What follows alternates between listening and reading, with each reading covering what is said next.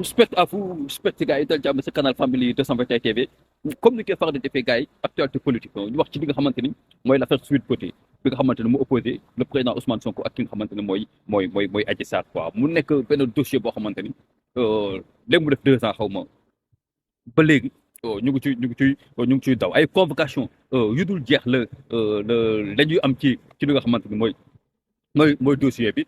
gannaaw bi nga xamante ni convoqué woon nañu président Ousmane Sonko ak Adji Sarr ngir ñu jàkkaarloo démb avant convocation bi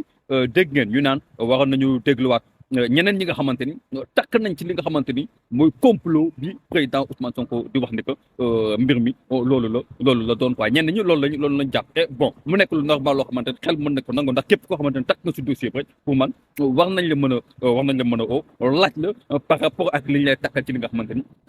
mooy dossier bi mais bon amul n'empêche démb confrontation am na ci diggante ki nga xamante ni mooy Adji Sarr ak président Ousmane Sonko mu nekk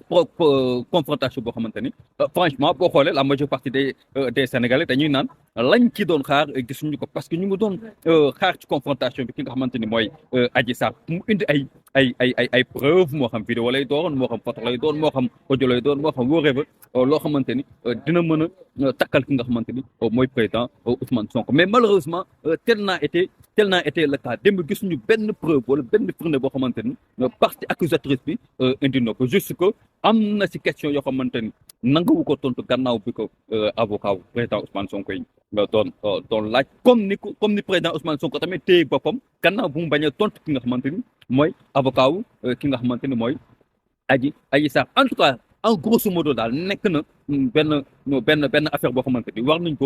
ko clôturer mu jeex quoi Adji Sarr nekk ci leneen président Ousmane Sonko nekk ci leneen après nag lay topp ci ginnaaw la kooku suñu borom rek xam quoi mais nekk na dossier boo xamante ni ñu si bëri xaaruñu ci lenn lu dul non-lieu total ci diggante ki nga xamante ni mooy président Ousmane Sonko ak ki nga xamante ni mooy Adji Sarr te man jàpp naa ne comme ni ko yenn Sénégalais yi jàppee nit ki boo ko jiiñee war nga mën a indi ay preuve moo xam benn la sax boo xamante ni peut-être dinañ ci mën a sukkandiku ngir mën a wax ni que sax kii li mu jiñaate lu am la wala war nañ ko gëstu mu gën a xóot mais jusqu'à présent ba léegi gisaguñu benn preuve boo xamante ni gis nañ ko ci côté ñi nga xamante ni mooy ñi ànd ak ki nga xamante ni mooy Adji Sarr en tout cas Sénégal bëri na ay cas de viol yoo xamante ni mooy loolu amaana bu ñu leen yóbboon ci yoon du traîner comme ni dossier bi traîner quoi mais nag on comprend ndax dayoo président Ousmane Sonko moo ni nu mel président Ousmane Sonko n'est pas n'importe qui kon tey buñ ko jiiñee